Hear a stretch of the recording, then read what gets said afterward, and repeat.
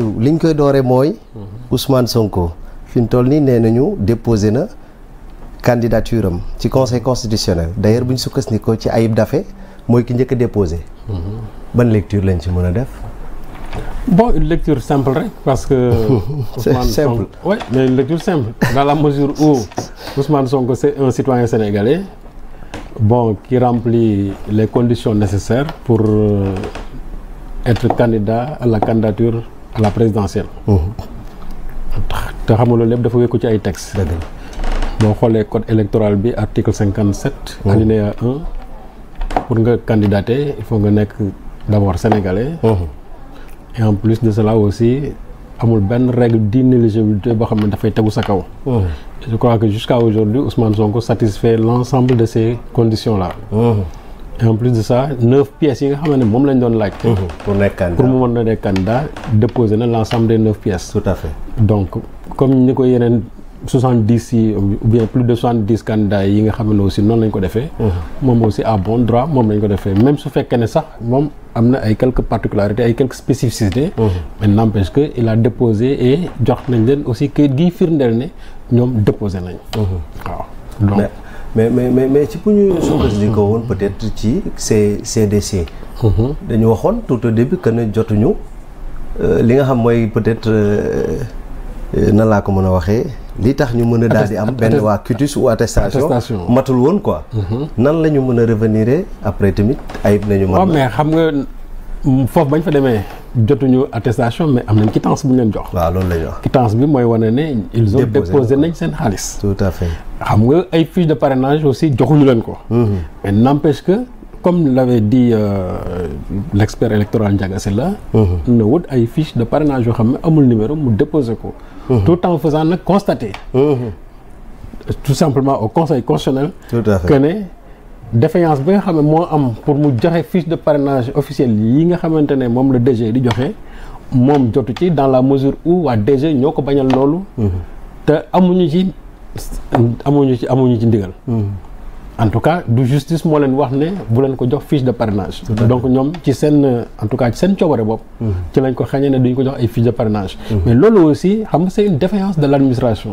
défaillance administration nag soo amee ki nga xamante ne day candidater moom loolu du tegu ci kawam.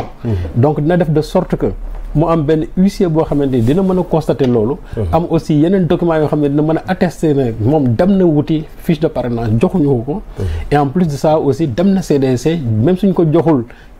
Attestation mais jox nañ ko quittance bi en réalité attestation bi c'est pour vérifier s'il y a de l'argent au niveau de la banque ou pas mais lii war na ne moom déposé na xaalis bi c'est-à-dire c'est le récépissé te je crois que loolu moo ci gën a am solo et maintenant compte tenu de l'ensemble de ces pièces là dem na yóbbu ko conseil constitutionnel ñu jël ay pièces am et en plus de ça aussi il a fourni un casier judiciaire vierge muy wane ne amul benn loi boo xamante ne ni tey rendre na ko inéligible donc sur la base maintenant de l'ensemble de ces pièces là Ousmane Sonko a bon droit comme ni ko Diomaye defee comme ni ko yeneen 70 candidats autres yi defee moom ci la déposé candidature am. donc bu déposé nekk premier d'ailleurs bu déposé en bonne et due forme. parce que c'est important de préciser ça selon Ayib Daffé.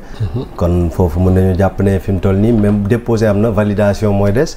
validation bi warul poser problème kon. non validation bi du poser problème parce que xam nga conseil constitutionnel bu ñu paree ci dépôt yi ils vont vérifier maintenant la régularité de l'ensemble des pièces donc foofu du am. parce que li ñuy vérifier mooy est-ce que pièces yi nga xamante ne moom lañ ko laaj 9 pièces yi est-ce que matal na ko léegi nag su fekkee ne daf ci am pièces yoo xamante ne lu mel ni fiche de parrainage yoo xam ne yi ñuy joxe déjà moom yoru ko léegi nag il revient au conseil constitutionnel c'est-à-dire moom de mener son enquête et de voir aussi documents yi nga xamante ne moom la ko huissier Ousmane Sonko jox ou bien les conseils de Sonko yi ñu ko jox mu basé wu ci pour mën a jël aussi une décision parce que wax naa ba tey ne dafa am benn jurisprudence boo xamante ni moom le 15 avril 1998 avec Insa Sankaré nga xam ne c'était le leader de RPJS. Insa Sankaré loolu ba mu ko dalee mu dem trésor public di déposer ses 3 millions de caution pour élection législative yi ñooñu fekku leen fa parce que ñooñu dañu war a am un permanencier mu dem au niveau de la DG di déposer xaalis bi ñoom ñu bañ mais ils ont constaté que ne indi na xaalis bi foofu léegi bi nga xamante ne clore nañ dossiers yi dépôt yi mais bi mu demee conseil constitutionnel le conseil constitutionnel a pu constater que en réalité que li nga xamante ne moo dal ci kawam moom ce n'est pas de sa responsabilité mais c'est de la responsabilité de l'administration. Donc sur ce il a donné raison à Insa Sankhare. C'est le même cas de figure aujourd'hui.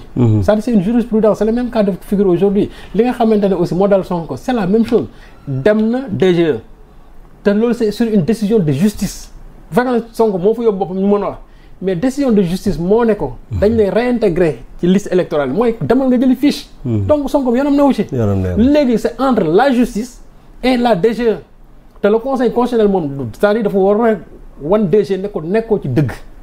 parce que su fekkee ne dafa am décision de justice bu génn yow en tant que administration c'est-à-dire sa yoon newu ci pour nga ne doo ko jox fiche de parrainage c'est pas à toi d'apprécier c'est-à-dire il a pris la place du juge constitutionnel loolu mooy dëgg.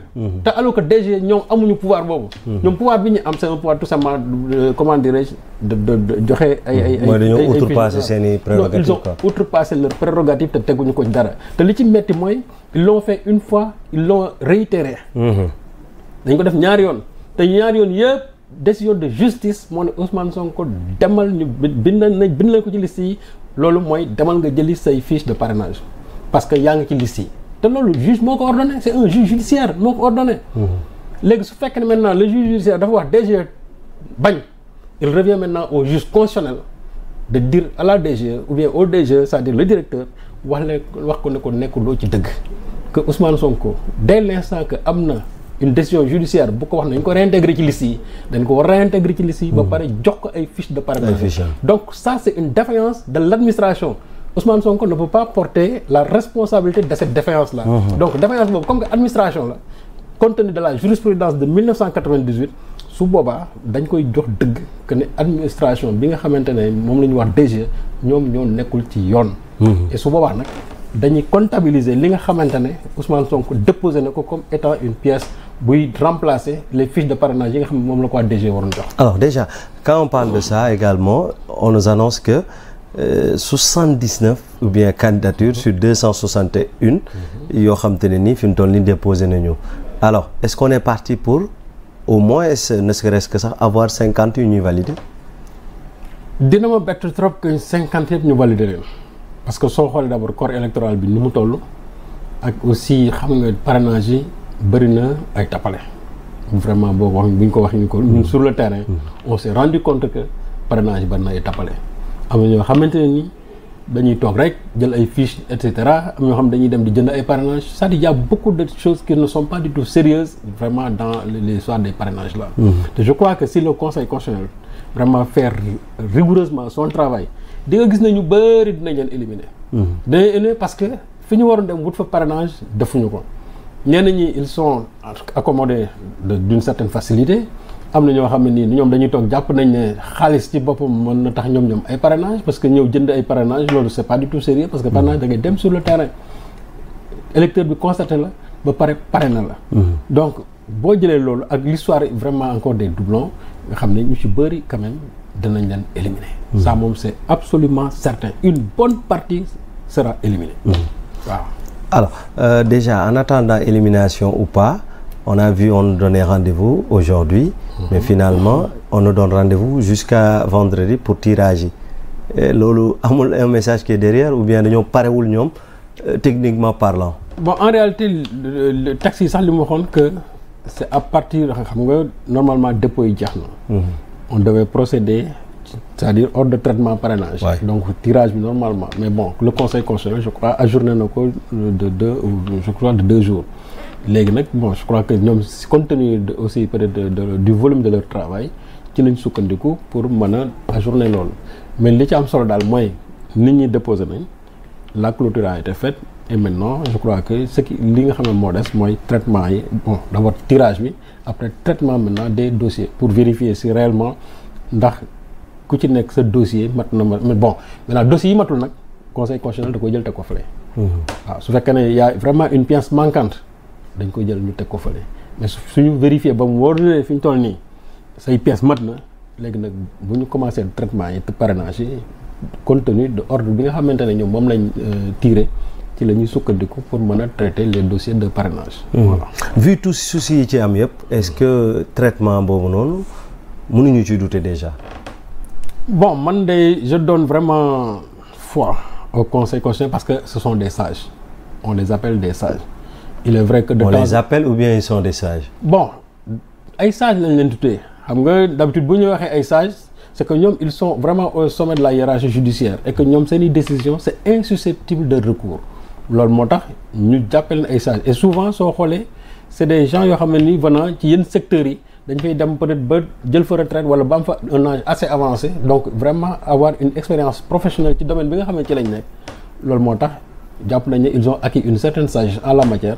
C'est la raison pour laquelle on les appelle tout simplement des sages même si de temps à autre aussi dinañ def des fois liggéey boo xamante ni nit ñi dinañ jàpp ne ñoom ce ne sont pas des sages mais jàpp naa nag ñoom comme que foofu lañ leen teg et que xam nañ lu tax ñu teg leen foofu parce que ñoom ils sont au service du peuple aussi là il faut que les gens le sachent.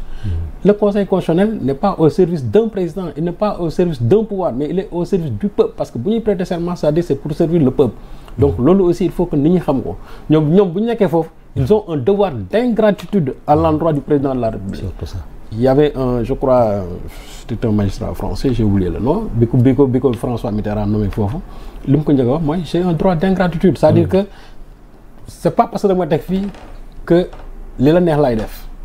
donc sous cet angle-là vraiment je ne serai pas reconnaissant et je crois que c'est la même chose avec aussi les juges constitutionnels ñoom ils sont là au service du peuple mais ils ne sont pas là au service d'un pouvoir ni au service d'un président. Ça veut dire que donc lépp lu ñuy def dañ koy def. seen axalaataay ba pare di ci xool askan bi c'est-à-dire l'intérêt du peuple mais pas l'intérêt d'un groupuscule pas l'intérêt d'un pouvoir pas l'intérêt d'un président mais dañuy xool intérêt askan bi bien sûr compte tenu de la régularité bi nga xamante ne moom la ñuy liggéey moom la ñuy def. Voilà. C'est important alors loolu lépp ñu ciy xaarandi mais on nous annonçait benn date. mooy du côté de Pastef le 30 finalement on sait de quoi parle Pastef mooy le 30 nee nañu dañuy investir seen candidat